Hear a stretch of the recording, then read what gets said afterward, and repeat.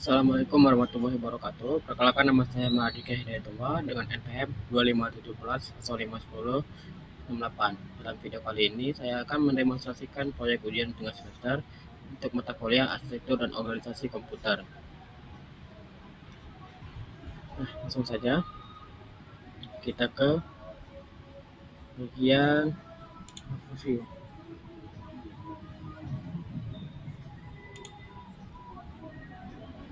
Nah, kita masuk ke halaman overview.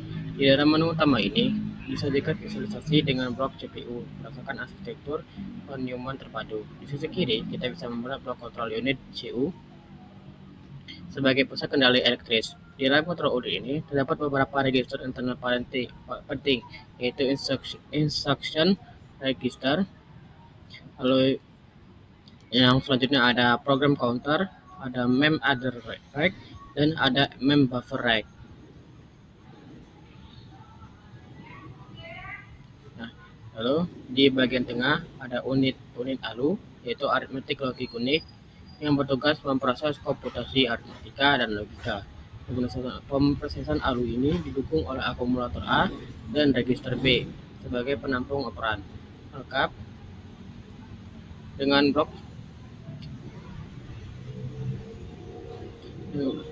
dengan blok status flag di bawahnya seperti flag 0, lengkap dengan blok status flag di bawahnya seperti flag 0, Z, carry, C, negatif N, dan overflow V. Di bagian kanan terdapat komponen register file umum dari R0 hingga R3 serta modul bus interface. Modul bus interface internal yang menempelkan data bus 8 bit, address bus 16 bit, dan control bus. Nah, lalu selanjutnya ada siklus fetch, decode, execute, animasi. Nah, ini berbentuk animasi interaktif. Di sini saya memberitakan peragaan interaktif untuk simulasi siklus VFFDA, fetch, decode, execute, dan write back. Nah, ketika saya menekan tombol animasi ini, kita bisa melihat sistem bekerja mensimulasikan data clock prosesor yang sinkron secara berulang. Jadi saya start dulu.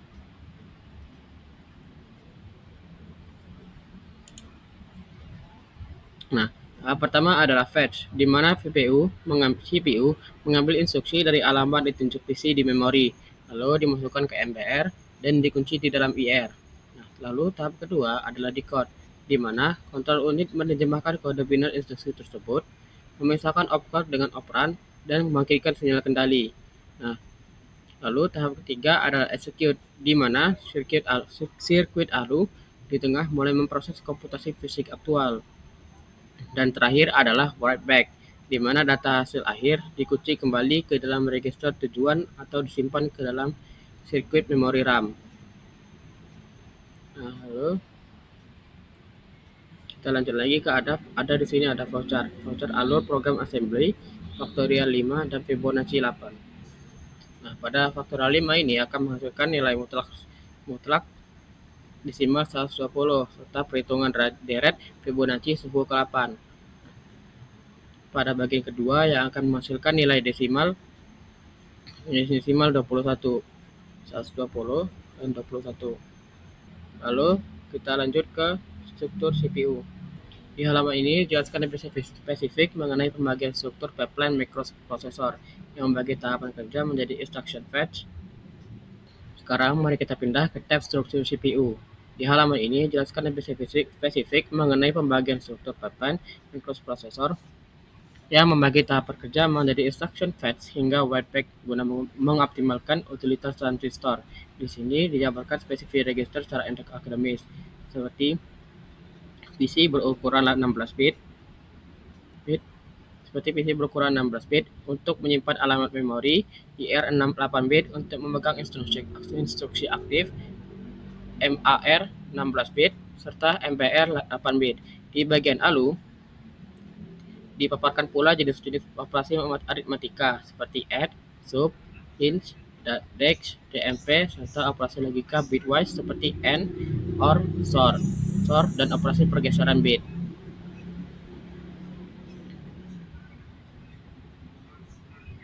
Lalu kita lanjut lagi ke tab set instruksi. Nah, di halaman ini mendefinisikan kumpulan bahasa mesin baku atau ISA, Instruction Set Architecture biner 8 bit yang didukung oleh simulator ini. Instruksi dipetakan ke dalam format biner, ada yang berukuran 1 byte, berisi opcode dan register, dan ada yang 2 byte jika melibatkan operan, immediate atau alamat eksternal. Contohnya, instruksi LDI dengan opcode 0 kali 1, 0 kali 01 untuk membuat konstanta langsung. Instruksi STA dengan opcode 0x03 untuk menyimpan data register ke RAM, serta instruksi percabangan bersyarat seperti GNS dengan opcode 0x32.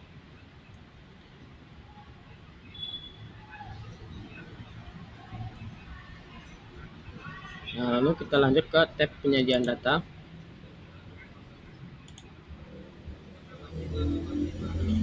Di tab ini, kita bisa melihat bagaimana CPU merepresentasikan bilangan dan karakter biner.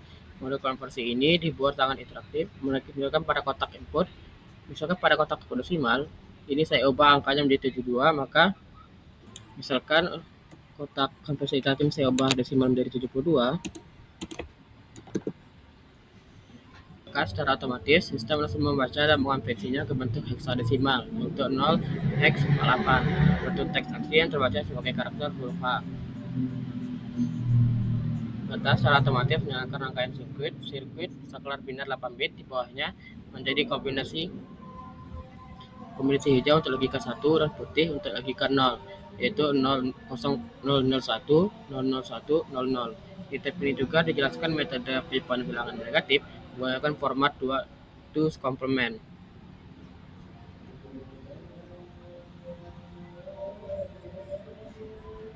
Nah, lalu kita lanjut ke tab mode pengelamatan. Lalu selanjutnya kita ke tab mode pengelamatan. Nah, di sini ada cara menu ini membedah ini bagaimana instruksi CPU mencari dan mengakses data operan.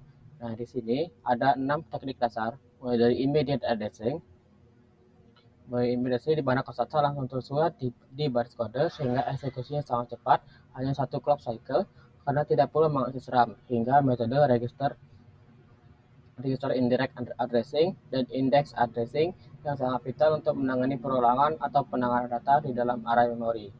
Nah, lalu kita masuk ke tab organisasi memori.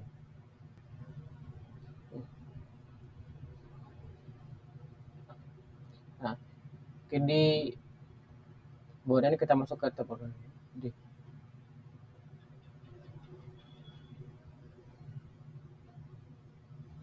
Ruang alamat memori 64 KB pada arsitektur prosesor ini diorganisasikan secara ketat ke dalam segmentasi warna yang spesifik. Warna biru melambangkan zona ROM, read only memory, untuk mengunci kode program utama dan BIOS. Warna hijau melambangkan zona RAM dinamis untuk menyimpan variabel data hasil faktorial dan Fibonacci. Sedangkan warna oranye melambangkan zona IO input output method register untuk bertukar data dengan perangkat keras luar. Di sisi kanan bawah saya ada visualisasi memori RAM interaktif. Di sisi kanan bawah ada visualisasi memori RAM interaktif untuk menginspeksi isi setiap sel alamat memori secara langsung. Nah, lalu kita lanjut ke tab bus system.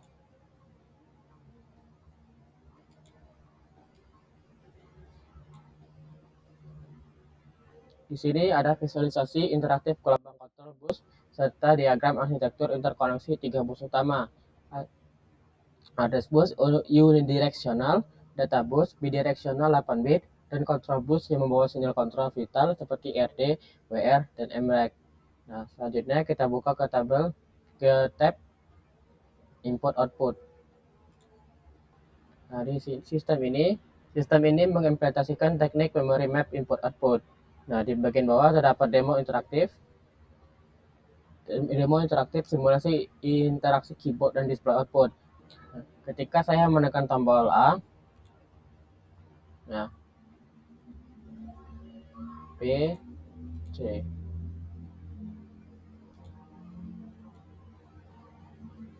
Data kode ASCII bidar dari tombol fisik akan langsung dikirim ke port data dan mengubah bit status di port status menjadi kunci key ready.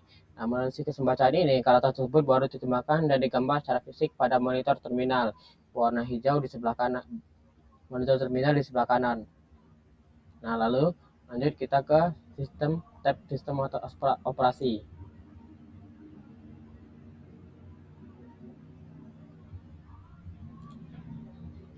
Di tab sistem operasi ini dijelaskan peran OS sebagai jembatan melalui mekanisme system call. Ketika interupsi input-output atau hardware terjadi, kernel OS akan melakukan operasi context save dengan melakukan push terhadap seluruh isi register aktif ke dalam stack memory, mengamankan status data pengguna agar tidak rusak saat terjadi multitasking atau penanganan interupsi antrian komputer. Nah, terakhir kita masuk ke simulator. Nah, sekarang mari kita jalankan program ini secara perlahan menggunakan tombol step.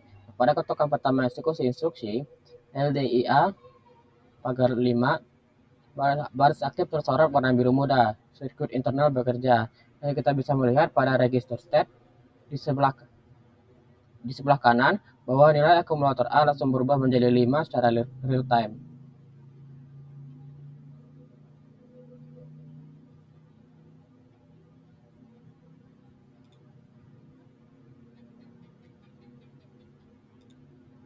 Sekarang mari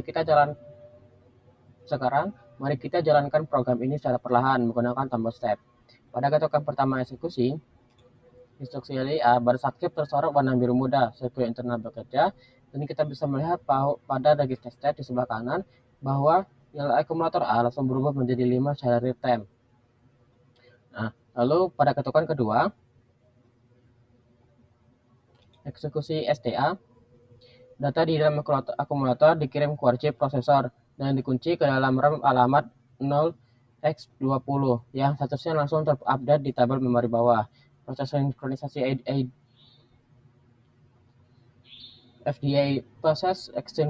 FDI ini berjalan secara otomatis di setiap langkahnya. Sekarang saya akan run all untuk menyelesaikan sisanya. Di sini terlihat kita bisa melihat perubahan secara langsung pada konsol output serta panel data memori RAM di sebelah kanan. Pada RAM alamat 0x20 terlihat angka 005 yang merupakan nilai input awal N.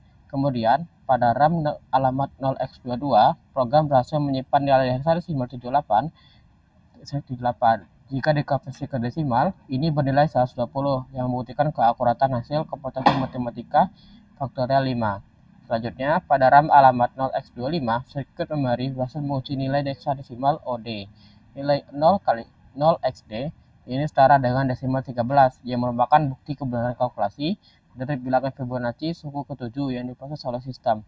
Setelah seluruh fungsi komputasi selesai, program counter mengunci status berhenti karena CPU mendeteksi instruksi HLT halt pada baris ke-25. Itu saja dari saya. Wassalamualaikum warahmatullahi wabarakatuh.